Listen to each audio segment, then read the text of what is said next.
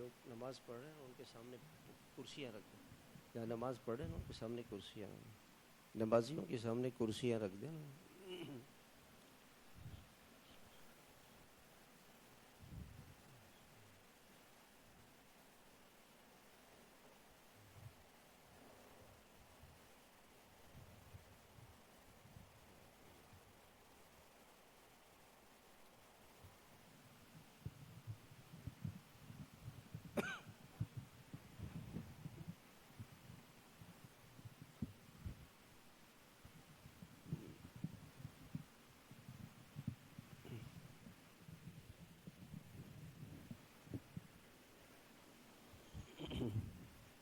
بسم اللہ الرحمن الرحیم نحمده ونصلی علی رسولہ الکریم اما بعد.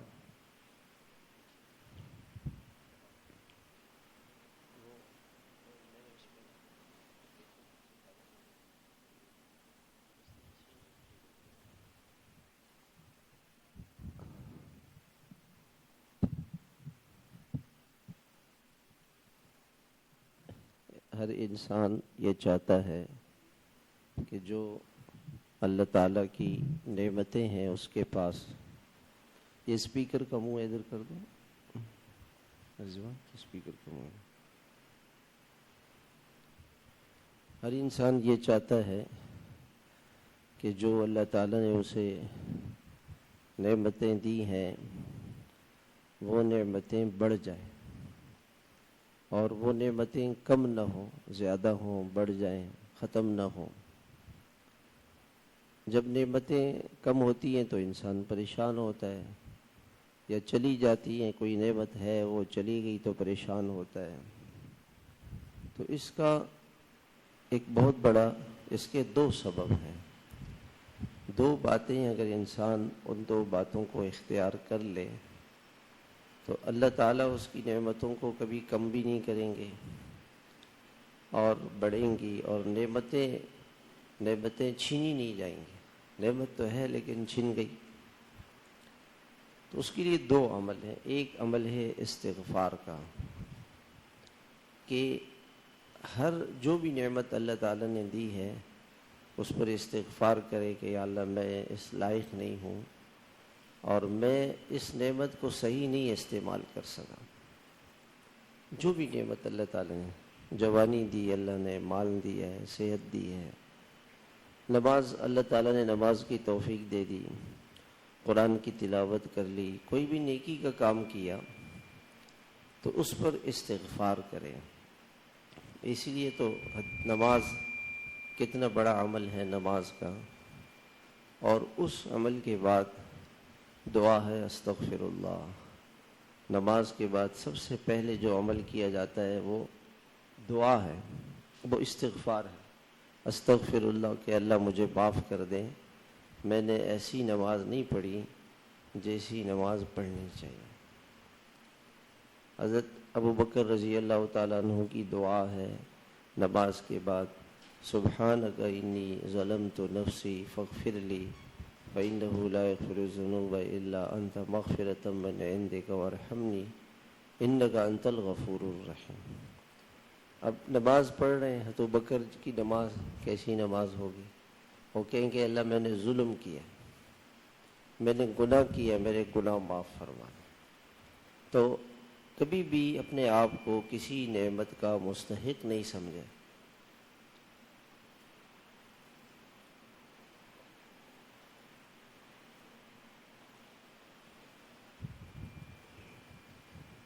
ہوتا کیا ہے کہ انسان کو الحمدللہ کوئی پریشانی آتی ہے نا، وہ پریشان کیوں ہوتا ہے؟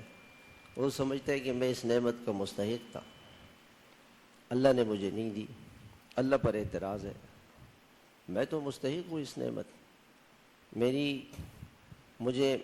میری تنخواہ کم ہے، مجھے تو زیادہ تنخواہ ملنی چاہیے تھی، میں تو اس کا مستحق تھا کہ مجھے بہت تنخواہ ملنی چاہیے، کم اللہ دے رہے ہیں، میری روزی میں تنگی اللہ کی طرف سے، اللہ نے مہنگائی کر دی ہے. میں تو بالکل ٹھیک ہوں، ملک کے حالات اللہ نے خراب کر دیے، میں ٹھیک ہوں، میں صحیح ہوں، میں بالکل صحیح جا رہا ہوں، میں تو پکا 100% مومن ہوں، اللہ نے مہنگائی کر دی، اللہ نے حالات خراب کر دی ہے، یہ اللہ کی طرف سے پریشانی آ گئی ہے، میرا اس میں کوئی دخل نہیں۔ یہی سب سے بڑا گناہ ہے، یہی گناہ سب سے بڑا، اپنے کو گناہگار نہیں سمجھنا، یہی سب سے بڑا گناہ۔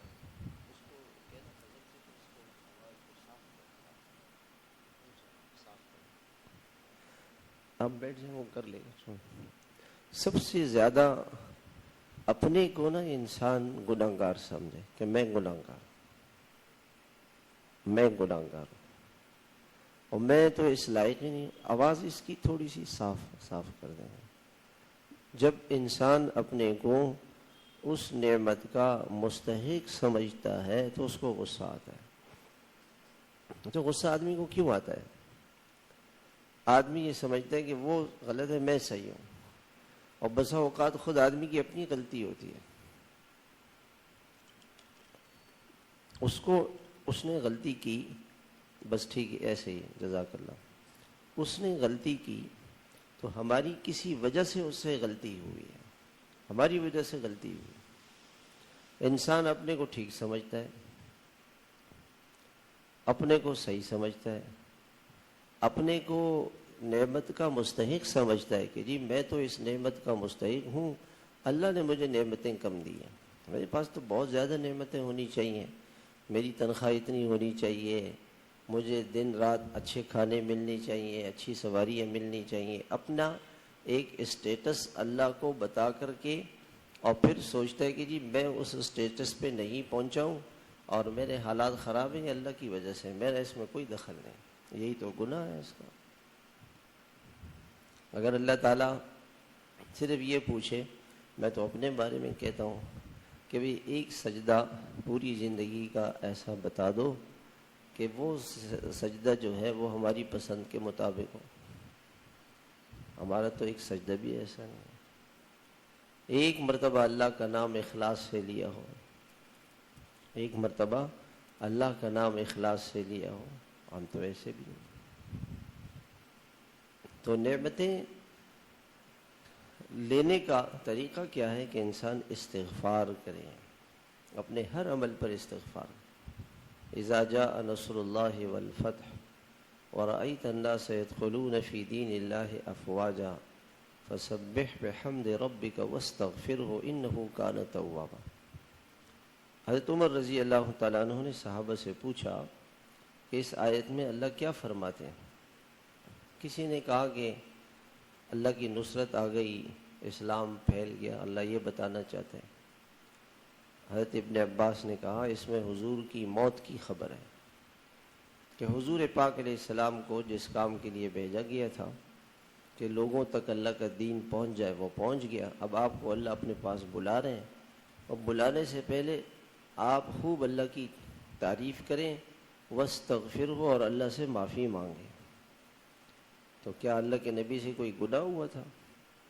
نبی تو معصوم ہو، جو معصوم ہے۔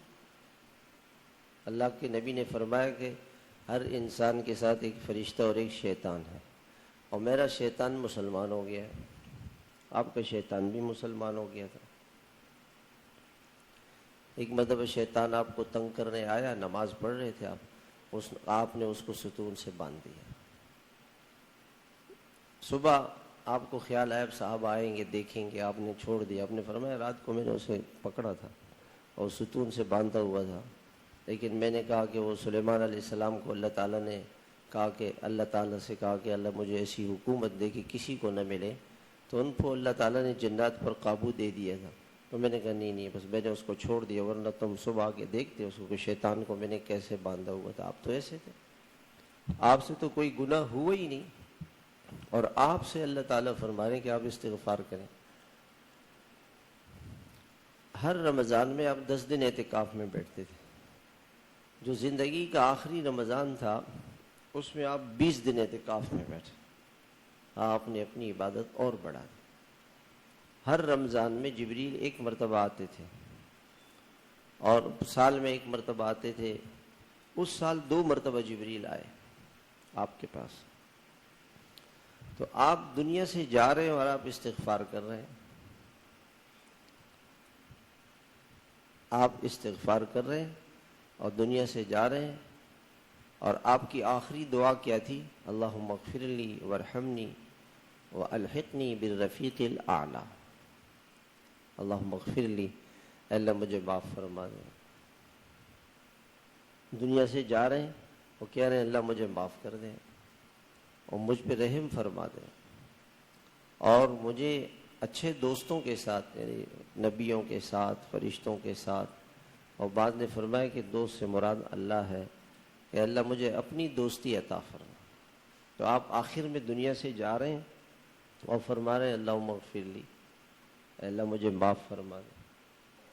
اور ہم اور آپ کہتے ہیں بعض اوقات شیطان کیا خیال لاتا ہے، پتہ نہیں ہم سے کون سا گناہ ہوا ہے، پتہ نہیں ہم سے کون سا گناہ ہوا ہے، پتہ نہیں. ہونا تو یہ چاہیے تھا کہ یا اللہ وہ کون سا گناہ ہے جو ہم نے نہیں کیا ہوگا، وہ کون سا لمحہ ہے جو ہمارا دل میں ہر وقت کینہ، بغض، عداوت، دشمنی، دوسرے مسلمان کی تحقیر، تذلیل، تضحیک، کسی مسلمان کا مذاق، اس کو ہلکا سمجھنا، اس کو کچھ نہیں سمجھنا، اپنے کو بڑا سمجھنا، اپنے عہدے کو، منصب کو. کتنی خطرناک بیماریاں ہیں یہ 24 گھنٹے دل میں، کسی کے لیے دشمنی دل میں رکھی ہوئی ہے. یہ تو ہر وقت کا گناہ ہے. جہاں موقع ملے گا ہم غیبت شروع کر دیں گے، جہاں موقع ملے گا غیبت شروع ہو جائے گی. کتنے بڑے بڑے گناہ ہیں جن گناہوں میں ہم ہر وقت 24 گھنٹے مبتلا ہیں. اسی گناہوں کے ساتھ نماز پڑھ رہے ہیں، غیبت کے ساتھ، تکبر کے ساتھ، عجب کے ساتھ، حسد کے ساتھ، بغض کے ساتھ، کینے کے ساتھ، بدگمانی کے ساتھ. کتنے مسلمانوں پر بدگمانی ہے، اور اس کے ساتھ نماز پڑھ رہے ہیں، روزے رکھ رہے ہیں، اور گناہوں کے ساتھ عمل کر رہے ہیں. اس کی مثال یہ ہے جیسے آپ کے گھر میں مہمان آیا، آپ نے سونے کی پلیٹ میں اس کے لیے پاخانہ رکھ دیا، پاخانہ اوپر سے آپ نے سونے کا ورق لگا کے اس کو پیش کر دیا. ہدیہ تو دیا آپ نے، لیکن کیا دیا؟ اب دل میں گند ہے، بد نظری. دن بھر میں کتنی بد نظری ہوئی، کتنی غیبت ہوئی. اس غیبت کے ساتھ، اس بد نظری کے ساتھ، اس بدگمانی کے ساتھ، موبائل کے گناہوں کے ساتھ، بے پردگی کے ساتھ، شوہر کی نافرمانی کے ساتھ، بیوی کو ستانے کے ساتھ، یہ سارے گناہ، ان گناہوں کے ساتھ نماز پڑھی. ہم نے بخاری شریف میں حدیث پڑھی طالبات کے ساتھ. حدیث میں قصہ یہ ہوا کہ آپ علیہ السلام سفر میں تشریف لے گئے. تو عام طور سے ہوتا یہ تھا کہ ظہر کے بعد سفر شروع کرتے، اور یہ ظہر کے بعد ذرا وقت ٹھنڈا ہوتا ہے اور صبح سے ظہر تک کا وقت ذرا گرم ہوتا ہے، تو اس میں سفر نہیں کرتے. تو اب سفر شروع کیا ظہر کے بعد، عشاء کے بعد جا کے تھک گئے، تھوڑا سا آرام کیا اور فجر سے پہلے پھر نکلے تاکہ 7-8 بجے تک سفر کریں.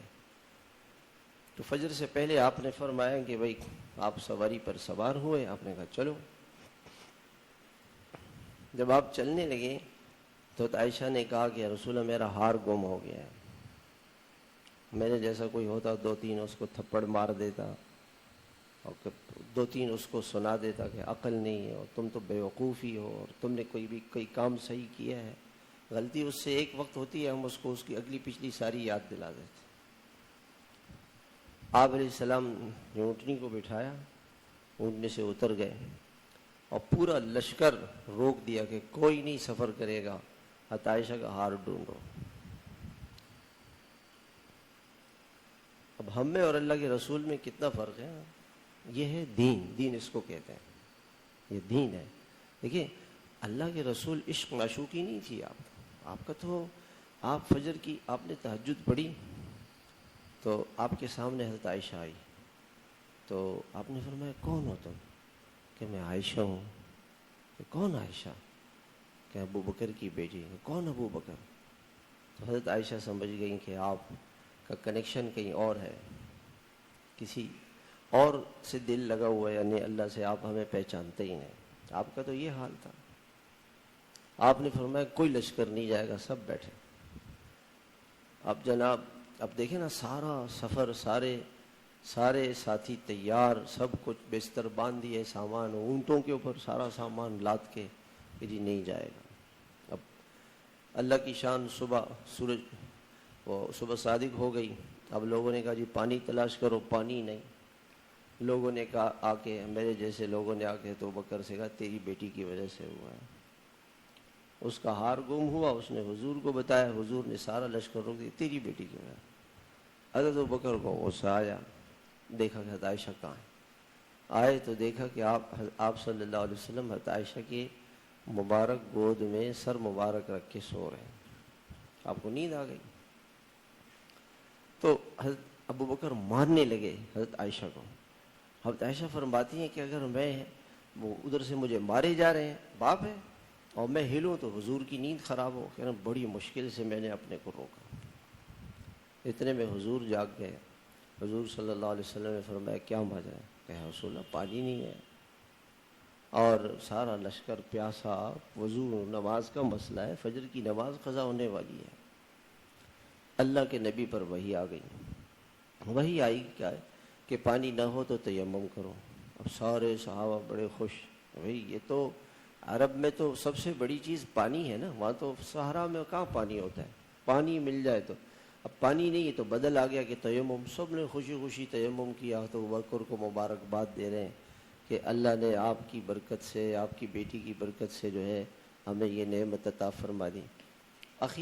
آخر کار ہار نہیں ملا۔ حضرت عائشہ نے کہا یا رسول اللہ چھوڑ دیں۔ کہا ٹھیک ہے چلیں۔ کہا چلیں۔ اٹھے تو وہ ہار اسی اونٹنی کے نیچے تھا، اسی اونٹنی کے نیچے ہار تھا۔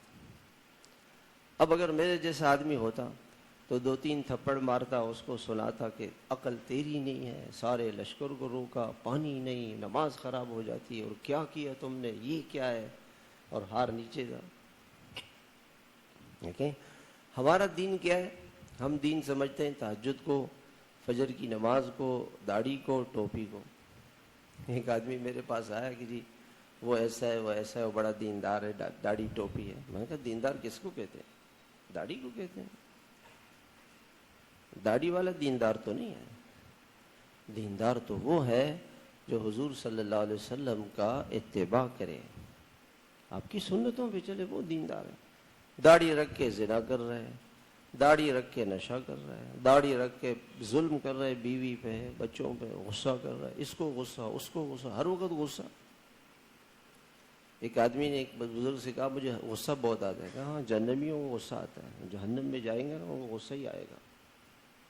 اللہ تعالیٰ نے تو یوں فرمایا نا کہ غصہ پینے والے جنت میں جائیں گے، تو غصہ کرنے والے کہاں جائیں گے؟ تم جہنمی ہو، اس لیے کرو غصہ۔ بھئی جہنم جانا ہے تو کرو غصہ، کبھی بیوی پہ کرو تو بچوں پہ کرو، کبھی ملازمین پہ کرو، کبھی پڑوسیوں پہ کرو، کہ سڑک پہ چلنے والے، آپ یہاں سے صدر جائیں گے، راستے میں آپ کو غصے ہی والے لوگ ملیں گے، ادھر لڑائی ادھر لڑائی، اور جہنم میں جائیں گے۔ دین کیا ہے؟ دین ہے اللہ کے رسول صلی اللہ علیہ وسلم کی زندگی، دین ہے۔ ایک کا ہوگا، کتنے کا ہوگا؟ 100 روپے کا بھی نہیں ہوگا۔ اس زمانے کا کیا ہار ہوگا؟ اور سونے چاندی کا ہار نہیں تھا۔ وہ دوسری روایت میں آتا ہے کہ وہ یہ ایک خوشبو ہوتی تھی، یمن سے خوشبو آتی تھی، جیسے ہمارے ہاں یہ گلاب کے پھول کا ہار ہوتا ہے نا، اس سے خوشبو بھی آتی ہے، ہار بھی ہوتا ہے۔ اسی طرح سے کوئی ہار تھا اور یمن سے خوشبو آتی تھی، اس خوشبو سے اس کے وہ بنایا جاتا۔ کیا ہار ہوگا؟ سونے چاندی کا بھی نہیں، ہیرے جواہرات کا بھی نہیں۔ اہمیت دے رہے ہیں آپ، اپنی بیوی کو اہمیت دے رہے ہیں کہ تمہاری اہمیت ہے۔ اچھا جو پورا لشکر، اور نبی ہیں، نبی کوئی کام اللہ کے حکم کے خلاف نہیں کرتے، اللہ کے حکم سے آگے پر نہیں مار سکتے۔ بتا رہے ہیں کہ آپ، اچھا جو بیوی کو اتنی اہمیت دے دے اور ایک لفظ زبان سے اف نہ کہے کہ آپ نے کیا کیا، کتنا صبر، کتنا صبر۔ یہ دین ہے، دین یہ ہے۔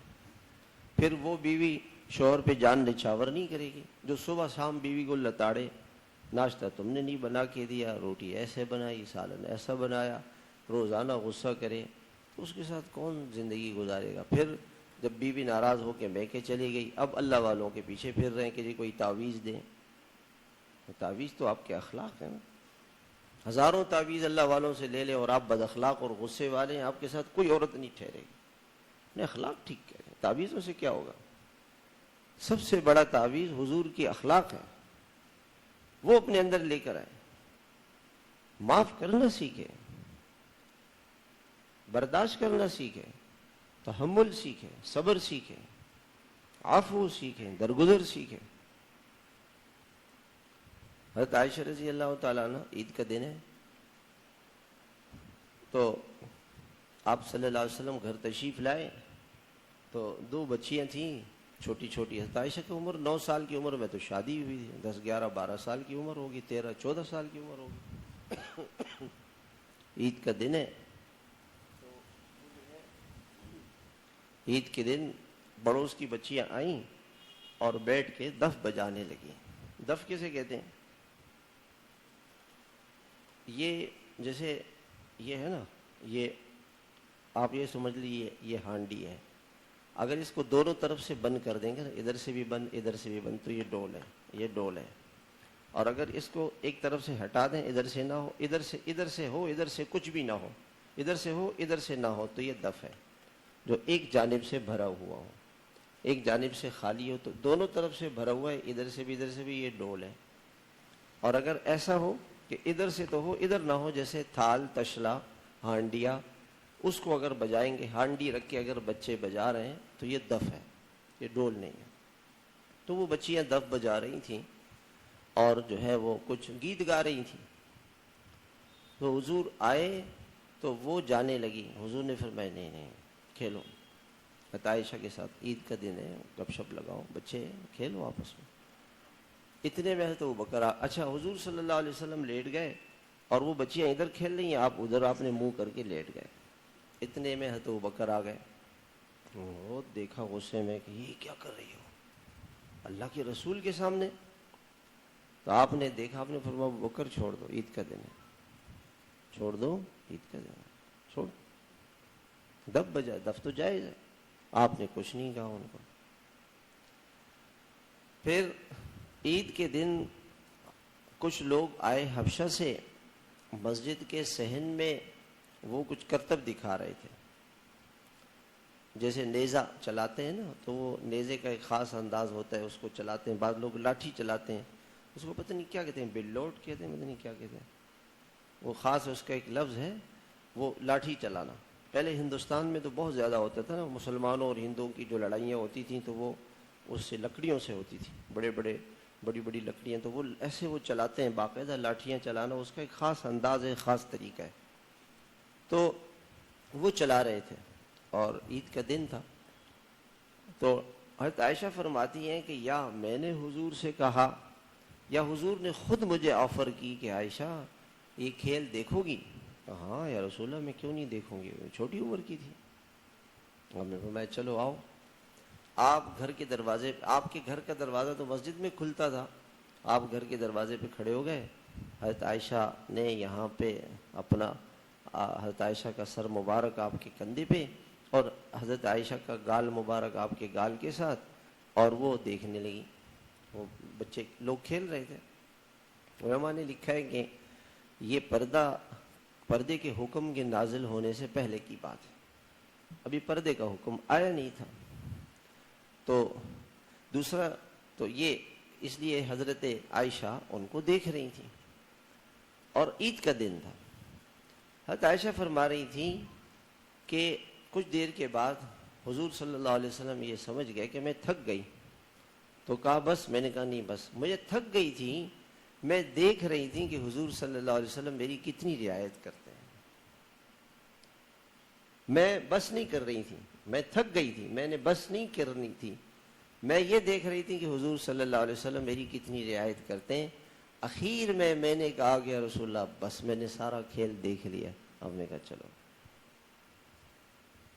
ہم بچوں کو تفریح کے لیے لے کے بھی نہیں جاتے، لے جاتے ہیں تو ڈانٹتے رہتے ہیں وہاں ان کو، سارے راستے میں ڈانٹتے ہیں. گاڑی میں تو بچے ہیں نا، وہ تو دیر کریں گے. کہیں جانا ہوتا ہے تو بیوی بیچاری کی شامت آئی ہوئی ہوتی ہے، گاڑی کھڑی ہے، تم نے دیر کر دی، برقع، بھائی عورت ہے، اس کو آپ تھوڑا سا وقت دو نا. آپ نے 9 بجے کا وقت دیا ہے تو اس کو 9:15 بجے تک تو تھوڑی سی تیاری کا وقت دے دو بھائی. گھر میں بچے کام کاج ہے, کوئی فارغ ہماری طرح سے تھوڑی ہے بیچاری, ادھر بچہ ادھر بچہ. آپ گھر میں ایک بچے کے ساتھ ایک دن گزار لو, 10 مرتبہ آپ اس کو تھپڑ مار دو گے, 10 مرتبہ آپ اس کو تھپڑو, سارا دن ماں بیچاری سہتی رہتی.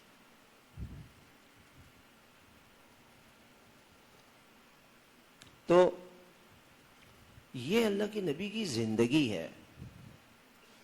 اللہ کے نبی نے کیسی زندگی گزاری ہے. ہم صرف یہ دیکھتے ہیں کہ جی اللہ کے نبی نے نمازیں پڑھی ہیں, داڑھی رکھی ہے, پگڑی پہنی ہے, بس یہ ہمارے نزدیک سارے دین کا خلاصہ یہ ہے. یہ سارے دین کا خلاصہ.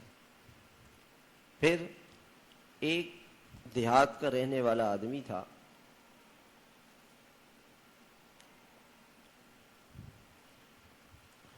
اس کا گھر تھوڑا سا دور تھا مدینہ. کہا کہ یا رسول اللہ میں آپ کی دعوت کرنا چاہتا ہوں کھانے کی. آپ نے فرمایا کہ بھئی عائشہ بھی ساتھ ہوگی. وہ صاف دل کے لوگ تھے, ان کا نہیں یا رسول اللہ میرے پاس اتنی گنجائش نہیں ہے. ہم نے فرمایا ہم بھی نہیں جائیں گے. بے تو کر لو, ہم نہیں جائیں گے. کچھ دنوں کے بعد وہ پھر آیا, اس نے کہا کہ یا رسول اللہ دعوت کرنا چاہتا ہوں. نے فرمایا ہماری وہی شرط ہے. اس نے کہا میری بھی وہی شرط ہے. کہا پھر میں نہیں جاؤں گا. ٹھیک ہے. تیسرے مرتبہ پھر آیا کہ یا رسول اللہ آپ چلیں گے؟ کہا میری وہی شرط ہے. کہا ٹھیک ہے. میں نے ان کا بھی حضرت عائشہ کے لیے بھی کھانے کا انتظام کر دیا, غریب لوگ تھے. کہا چلیں. آپ نے فرمایا ٹھیک ہے ہم آ جائیں گے. آپ چلے تو وہ اس کا گھر تھوڑا سا دور تھا, مدینے سے باہر تھا, تھوڑا سا سناٹا تھا. آپ علیہ السلام نے حضرت عائشہ دوڑنے کا مقابلہ کرتے ہیں, دوڑتے ہیں کون آگے بڑھتا ہے, کون جیتتا ہے. دیکھیں نا وہ بچے چھوٹی عمر کی تھی, بچے کے ساتھ ایسے ہی ہوتے چلو بیٹا کھیلتے ہیں. اب ہم بچے کو کے ساتھ کھیلنا اس کو بزرگی کے خلاف سمجھتے ہیں کہ یہ بزرگی نہیں ہے. بچے کے ساتھ کھیلنا, گپ شپ لگانا, مذاق کرنا. ایک بچہ آپ کے پاس آیا, آپ نے وہ ڈول رکھا ہوا تھا کنویں کا پانی کا, اور آپ نے کھلی کی اور ایسے اس کے منہ پہ ایسے کیا جیسے بچے کرتے نا ایک دوسرے پہ پانی پھینکتے. آپ نے ایسے کیا. وہ صحابی کہتے ہیں میری 5 سال عمر تھی, میرے پاؤں میں درد تھا, میری خالہ مجھے حضور کے پاس لے کے گئیں. حضور صلی اللہ علیہ وسلم سے کہا یا رسول اللہ اس کے لیے دعا کریں. آپ نے میرے سر پہ ہاتھ پھیرا, دعا کی, اور ایسے میں نے ایسے کیا. اب بچے ہوتے ہیں نا تو آپ کا یہ گریبان کھلا ہوا تھا ایسے, تو وہ مہر نبوت یہاں نظر آ رہی تھی. تو میں آ کے دیکھنے لگا تو لوگ مجھے منع کرنے لگا. اللہ کے رسول نے چھوڑو بچہ ہے, بچہ بھی دیکھنے دو. تو وہ دیکھنے لگا وہ بچہ.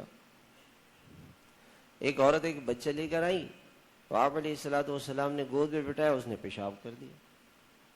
اور ہمارے یہاں اگر بچہ گود میں پیشاب کر دے کسی مہمان کے تو اس بیوی کو لوگ طلاق دے دیتے ہیں کہ تو نے بچے کو پیمپر نہیں پہنایا اور مہمان کا کمرہ گندا ہو گیا. اللہ کے رسول صلی اللہ علیہ وسلم کا جسم مبارک اور مسجد نبوی میں, اور بچے نے پیشاب کر دیا اور آپ کوئی پریشان نہیں, کوئی غصہ.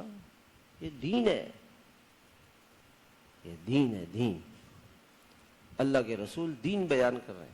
ہم نے لوگوں کے ساتھ رہنا ہے, ہم نے بیوی کے ساتھ رہنا ہے, ہم نے بچوں کے ساتھ رہنا ہے, ہم نے اولاد کے ساتھ رہنا ہے. کیسے رہنا ہے یہ اللہ کے نبی سکھا رہے ہیں. آپ نے فرمایا عائشہ ضرور دوڑنے کا مقابلہ کرتے ہیں. اب ہم میں سے کوئی دوڑے گا اپنی بیوی کے ساتھ؟ دوڑنے کا مقابلہ. آپ نے جب عائشہ سے شادی کی تھی آپ کی عمر 55 سال تھی. 55 سال میں تو آدمی بوڑھا ہو جاتا ہے, اس کے سارے جذبات ختم ہو جاتے ہیں. اور اگر یہ واقعہ 5 سال کے بعد پیش آیا تو 60 سال آپ کی عمر ہے. 60 سال کا بوڑھا اور 15 سال کی بچی کو دل کو خوش کرنے کے لیے آپ ان سے کہہ رہے ہیں کہ چلو عائشہ دوڑو. آپ کو کیا کھیلنے سے کیا تھا, آپ کو کیا کھیلنے سے. اچھا اس سفر میں آپ دیکھیں, آپ سے تو کوئی ہار نہیں سکتا تھا, آپ تو بڑے بہادر تھے. ایک پہلوان آیا رکانا, آپ نے اس کو دعوت دی. اس نے کہا کہ اگر آپ مجھے پچھاڑ دو گے میں آپ کو ایمان لے آؤں گا. آپ نے اس کو یوں پچھاڑ دیا. آپ کو نبی کی تو طاقت, نبی میں تو 40 جنتی مردوں کی طاقت ہوتی ہے اور ایک جنتی کو 100 آدمیوں کی طاقت ہوتی ہے. 40 کو 100 سے ضرب دیں, 4000 آدمیوں کی طاقت تھی. آپ نے یوں کیا, وہ گر گیا. اس نے کہا میں نہیں مانتا ہوں, یہ ایسی آپ کا داؤ چل گیا, میں ذرا صحیح نہیں تھا. میں نے کہا پھر کیا, پھر گر گیا, مسلمان ہو گیا. آپ حضرت عائشہ سے پیچھے رہ گئے اور حضرت عائشہ آگے بڑھ گئی. اتنی خوش حضرت عائشہ خوشی سے اچھل رہی ہیں, میں جیت گئی, میں نے آپ کو ہرا دیا, میں جیت گئی, میں جیت گئی. اب یہ اللہ کے نبی اپنی بیوی کے ساتھ, یہ دین ہے میرے بھائیوں, یہ دین ہے, یہ دنیا نہیں ہے, یہ دین ہے. گھر میں کیسے رہنا چاہیے؟ ہم گھر میں جاتے ہیں, کرفیو لگ جاتا ہے. گھر میں کیا لگ جاتا ہے؟ کرفیو. گھر میں ہم جنرل بن کے جاتے ہیں کہ کسی نے اگر کوئی بات کی تو اس کا منہ بند, اور اس پہ FIR کٹ جائے گی. اگر کوئی بات زبان سے بیٹے نے نکالی یا بیوی نے نکالی, وہ بات ہی نہیں کر سکتی ہے, نہ بیوی نہ بیٹا. ہم نے اس کو دین سمجھا ہوا ہے. یہ ہمارا اپنا دین ہوگا, اللہ کے رسول کا دین نہیں ہے یہ. کچھ عرصے کے بعد آپ پھر صحابہ کے ساتھ لشکر میں جا رہے تھے. آپ نے فرمایا کہ تم سب آگے چلو, اور خود اور عائشہ پیچھے, اور کہا عائشہ پھر دوڑتے ہیں, پھر مقابلہ کرتے ہیں. اس مرتبہ آپ آگے بڑھ گئے, کہا دیکھو میں نے بدلہ لے لیا نا آپ سے, میں نے بدلہ لیا کہ نہیں لیا, میں آگے بڑھ گیا. یہ گھر کی زندگی ہے. ہم انسان ہیں, ہم فرشتے نہیں ہیں. ہم ہنسیں گے, ہم کھیلیں گے, ہم بات کریں گے, ہم بیوی کی بات سنیں گے, برداشت کریں گے. ایک شخص آیا حضرت عمر رضی اللہ تعالیٰ عنہ کے پاس, اور گھر کے باہر کھڑا ہو گیا. تو ان کی بیوی کچھ کہہ رہی تھی ان سے, تو وہ حضرت عمر کو اندازہ ہو گیا. اس زمانے میں ایسا کوئی بجلی وغیرہ, ایسی سڑکیں, اتنا شور شرابہ تو ہوتا نہیں تھا. کوئی گلی سے گزرتا تھا تو آواز بھی آ جاتی تھی, تو سمجھے کہ کوئی باہر آیا ہوا ہے. تو دیکھا کہ وہ جا رہے ہیں, تو بھائی ادھر آؤ, بھائی ادھر آؤ, کیا بات ہے؟ کہ وہ ایک مسئلہ تھا لیکن وہ حل نہیں ہوگا. تو کیا مسئلہ تھا بھائی, بتاؤ تو صحیح. کہ مسئلہ یہ تھا کہ بیوی میرے سامنے زور سے بول دیتی ہے, کبھی کچھ کہہ دیتی ہے کہ نہیں مانتی ہوں یہ بات. تو لیکن آپ کے یہاں بھی یہی حال ہے, آپ کے ساتھ بھی یہی ہو رہا ہے, آپ کے ساتھ بھی یہی ہو رہا ہے. تو آپ میرے مسئلے کو کیا حل کریں گے؟ حضرت عمر نے فرمایا دیکھو بھائی, میری بیوی اللہ کی کتنی بڑی نعمت ہے. آدھا ایمان نکاح سے محفوظ ہو جاتا ہے. آدھا ایمان میرا بچ گیا, میں زنا سے بچ گیا. اللہ نے میں اگر یہ نہ ہوتی, سالن نہ پکاتی, کپڑے نہ دھوتی, تو میں رات کو تہجد کیسے پڑھتا. یہ ناشتہ دیتی ہے, کھانا دیتی ہے, کپڑے دھوتی ہے, میرے مہمان, میرے ملنے جلنے والے, میری اولاد, سب کا خیال رکھتی ہے. بھائی کبھی کبھار اگر اس کو غصہ آ گیا, کوئی ایک دو باتیں اس نے سنا دیں, تو میں کوئی آسمان سے تو نہیں آیا ہوں, کوئی آسمان سے تو نہیں آیا. اگر کسی نے مجھے کچھ کہہ دیا کہ جب آپ ایسے ہیں, تو بھائی ٹھیک ہے, کیا ہوا. ہمارے سامنے تو بیوی بات بھی نہیں کر سکتی. تو حضرت عمر نے کہا کہ بھائی اگر کبھی اس نے کچھ کہہ دیا تو کیا ہوا. یہ دین ہے, یہ صحابہ کی زندگیوں کا دین ہے, یہ دین ہے. ایک مرتبہ حضرت عمر رضی اللہ تعالیٰ عنہ کی بیوی, حضرت عمر نے کہا کہ میں یہ کام ایسے کرنا چاہتا ہوں. بیوی نے کہا ایسے نہیں کرے, ایسے کریں.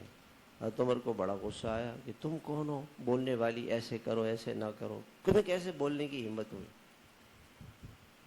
اور پھر کہنے لگے کہ بات یہ ہے کہ مکے کے اندر جو مکے والوں کا مزاج تھا سختی کا, اور بیوی بات نہیں کر سکے. انصار کا مزاج تھوڑا نرم تھا, بیوی بول لیتی تھی کچھ. کہنے لگے کہ تم یہاں آئے نا مدینے میں, تو تم نے انصار کی عورتوں کو دیکھ کے نا تم بھی بولنا آ گیا, وہاں تو تم بول نہیں سکتی تھی. تو حضرت عمر کی بیوی نے کہا تم اتنی سی بات میں نے کہہ دی کہ یہ کام ایسے کر لو, آپ کو اتنی میری بات بری لگی, جا کے اپنی بیٹی کو دیکھو. تو کیا ہوا؟ کہ آپ کی بیٹی تو حضور سے ناراض ہو جاتی ہے, صبح سے شام تک باتیں نہیں کرتی ہیں, حضور اس کو مناتے ہیں. کہا اچھا, کہا ہاں اور کیا. اب گئے اپنی بیٹی کے پاس, کہا کہ تم کبھی حضور سے ناراض بھی ہوتی ہو؟ کہا ہاں ہم ناراض ہو جاتے ہیں، ہم نہیں بولتے، بات بھی نہیں کرتے، اور اللہ کے رسول ہمیں مناتے رہتے ہیں، ہمیں خوش کرتے رہتے ہیں۔ کہ نہیں نہیں ایسا نہیں کرنا بیٹی، ایسا نہیں کرنا۔ دیکھو اللہ کے رسول ناراض ہو جائیں گے تو اللہ ناراض ہو جائیں گے۔ اب آپ صلی اللہ علیہ وسلم سے بڑھ کر کوئی اپنی بیوی کا خیال رکھنے والا ہوگا؟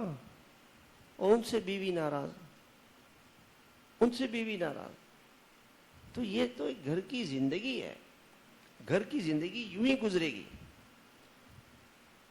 ہم اپنے آپ کو اتنا بڑا بزرگ سمجھتے ہیں کہ ہمارے سامنے بیوی بول نہیں سکتی، اور کوئی بچہ ہمارے سامنے بات نہیں کر سکتا، کیونکہ ہم ہیں بزرگ ہیں، ہم بزرگ ہیں، ہم بڑے، یہ کون ہوتے ہیں بولنے والے ہمارے سامنے؟ یہ ہماری اپنی بزرگی ہے۔ بزرگ تو اللہ کے رسول صلی اللہ علیہ وسلم۔ ایک صحابی تھے حضرت عمرو بن العاص رضی اللہ تعالیٰ عنہ، یہ اخیر میں مسلمان ہوئے، اور اللہ کے نبی نے ان کے بہادر فوج کے سپہ سالار کمانڈر رہے، ساری زندگی اللہ کے نبی کے خلاف جنگوں میں کمانڈ کی، تو اللہ کے نبی نے ان کو کمانڈر بنا دیا۔ آپ ہر ایک کے مرتبے کا خیال رکھتے تھے، ان کو کمانڈر بنا دیا تو ابوبکر عمر سب کو ان کا کہا کہ ان کی مانو تاکہ خوش ہو جائے۔ وہ واپس آئے تو ان کو یہ خیال ہوا کہ اللہ کے رسول، آپ اللہ کے رسول علیہ السلام ہر شخص سے اتنی محبت کرتے تھے کہ ہر آدمی کا یہ خیال تھا کہ سب سے زیادہ اللہ کے رسول مجھ سے محبت کرتے، اور ہم تو سب سے نفرت، ساس سے نفرت، سسر سے نفرت، سالے سے نفرت، بیوی سے نفرت، بیٹوں سے نفرت، پڑوسیوں سے نفرت ہی نفرت ہے ہمارے یہاں۔ اس سے لڑائی، اس سے لڑائی، اس سے لڑنا، اس سے لڑنا، اس سے شکایت، اس سے شکایت، شکایتوں کے انبار ہمارے یہاں۔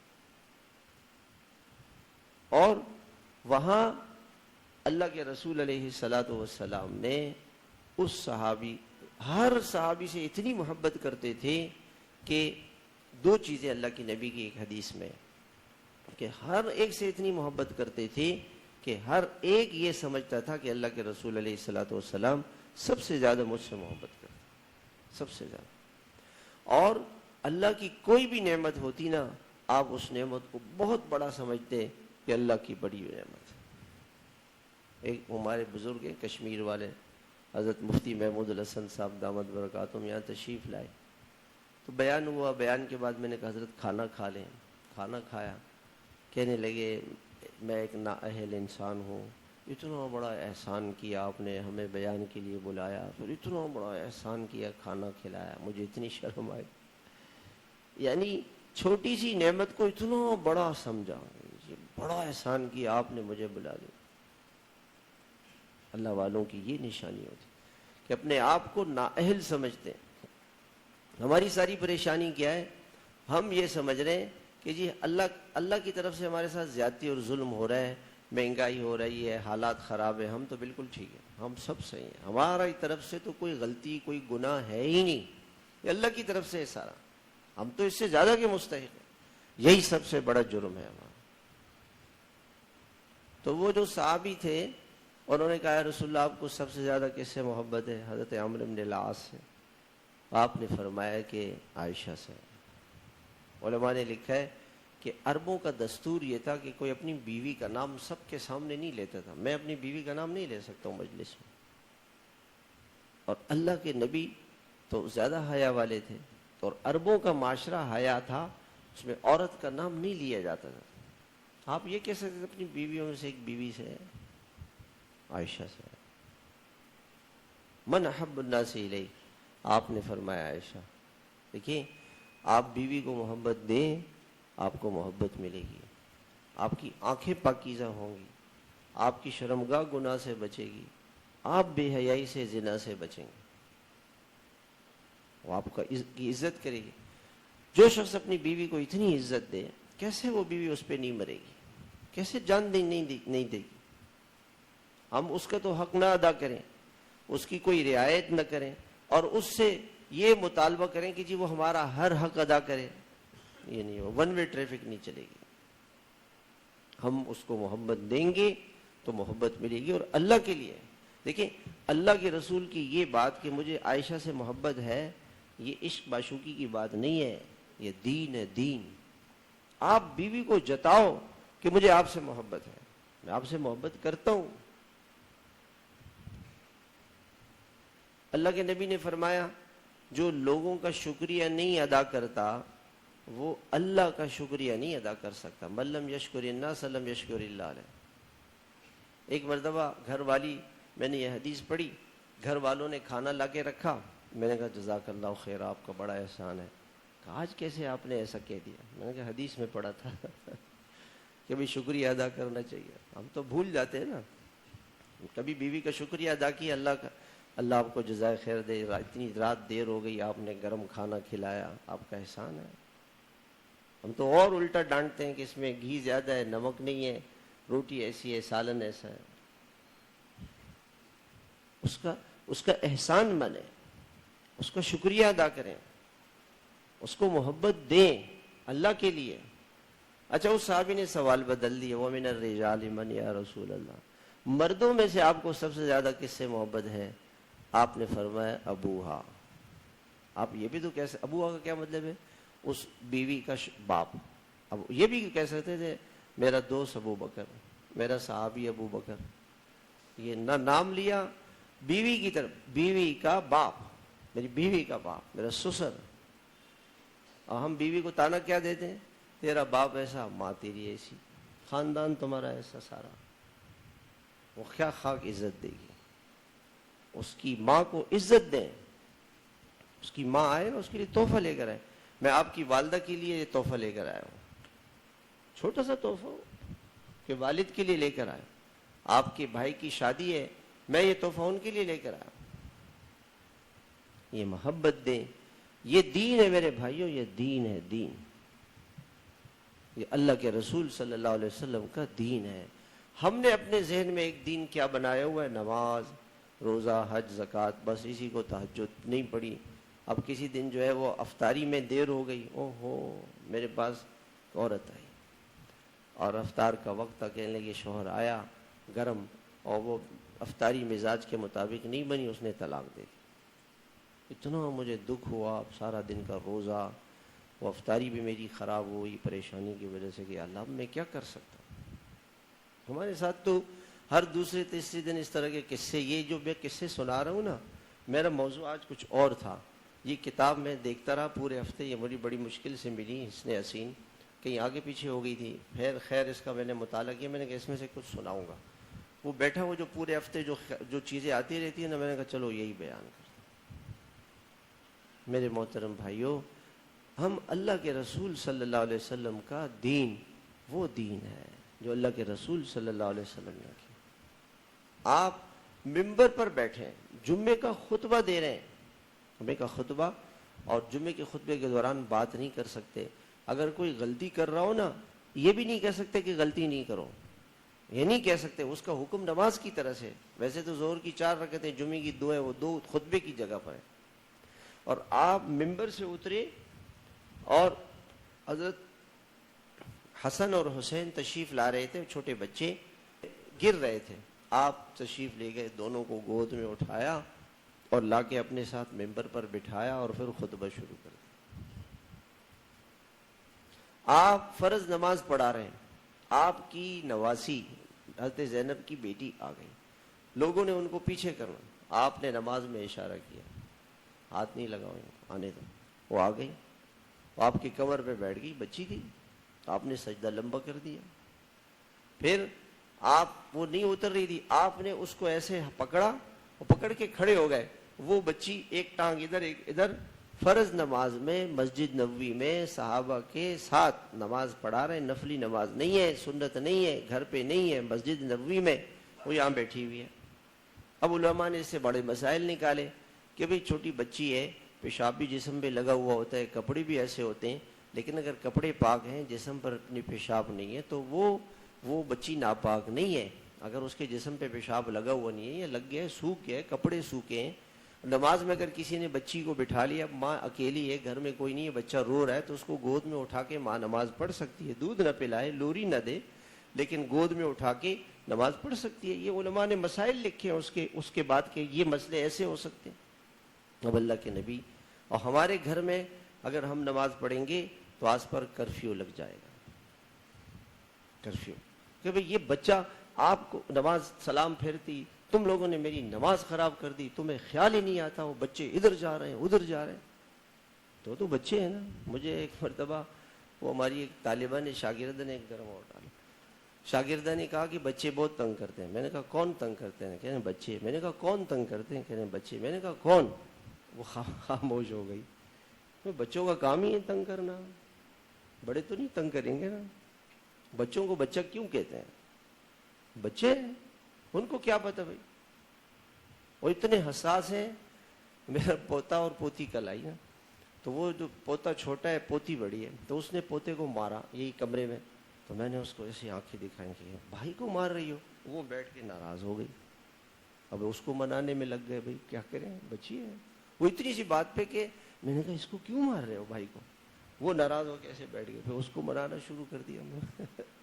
تو بچے ہیں بھائی. بچوں کے ساتھ یہ اللہ کے نبی علیہ الصلوۃ والسلام کی زندگی ہے. حضرت مولانا طارق جمیل صاحب فرمانے لگے آج نہ ہم نے اللہ کے رسول کی زندگی کو پڑھا نہ پتہ ہے. ہمیں اللہ کے رسول صلی اللہ علیہ وسلم کی زندگی کو پڑھنا چاہیے.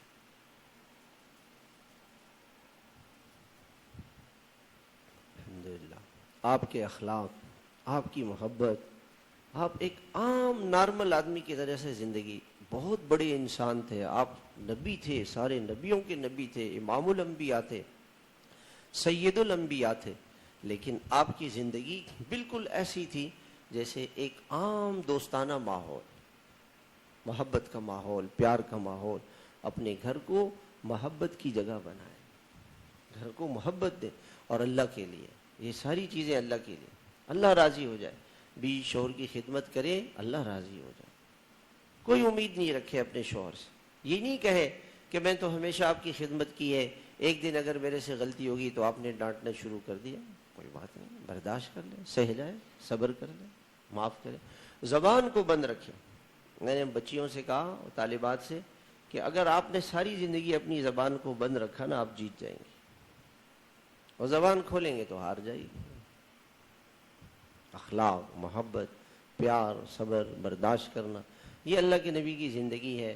اللہ تعالیٰ بھائی ہمیں یہی زندگی اختیار کرنے والا بنائے. پیار دینے کی ضرورت ہے، لوگوں کو محبت دینے کی ضرورت ہے، اخلاق کی ضرورت ہے، معاف کرنے کی ضرورت ہے. معاف کریں، جنت حاصل کریں. صبر کریں، غصہ پی جائیں، جنت حاصل کریں. برائی کا بدلہ برائی سے نہ دیں، جنت حاصل کریں. کیا کریں گے؟ اگر ایک آدمی نے آپ کو تھپڑ مار دیا، آپ نے مار دیا تو کیا ہوا؟ اور اگر آپ نے تھپڑ نہیں مارا، آپ کو اللہ کی قسم اس پوری دنیا سے بڑی جنت ملے گی. آپ اگر غصے کو پی گئے، سہ گئے، معاف کر دیا، آپ کو اس پوری دنیا سے بڑی جنت ملنے والی. آپ کتنے خوش قسمت انسان ہیں. کسی نے آپ پہ غصہ کیا، لوگ اسی وہ ڈیڑھ پن میں لگے ہوئے کہ اس نے مجھے برا کہا، میری کاٹ کی، میرے ساتھ یہ کیا. بھئی آپ کو جنت ملی ہے. اس صبر پر آپ کو کیا انعام ملا ہے اس کو سوچو. اللہ تعالیٰ بھی ہم سب کو. لیکن یہ چیزیں انسان کی زندگی میں اللہ والوں کی صحبت سے آتی ہے. جب انسان اللہ والوں کی صحبت میں آتا ہے پھر اللہ اس کو یہ نعمتیں عطا فرماتے. اللہ ہم سب کو عمل کی توفیق عطا فرمائے.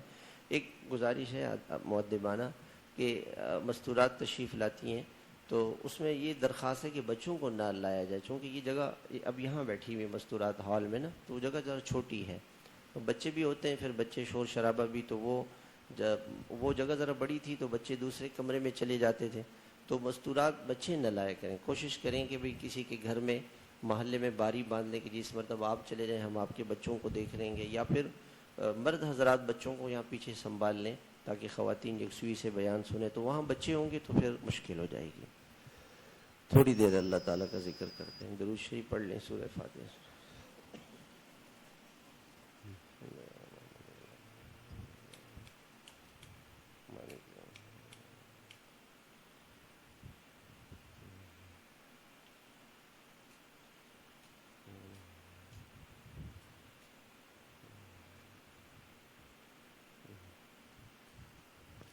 یا اللہ جو کچھ ہم نے پڑھا ہے اس کا ثواب جناب رسول اللہ صلی اللہ علیہ وسلم کو، تمام انبیاء علیہ الصلوۃ والسلام کو، تمام اہل بیت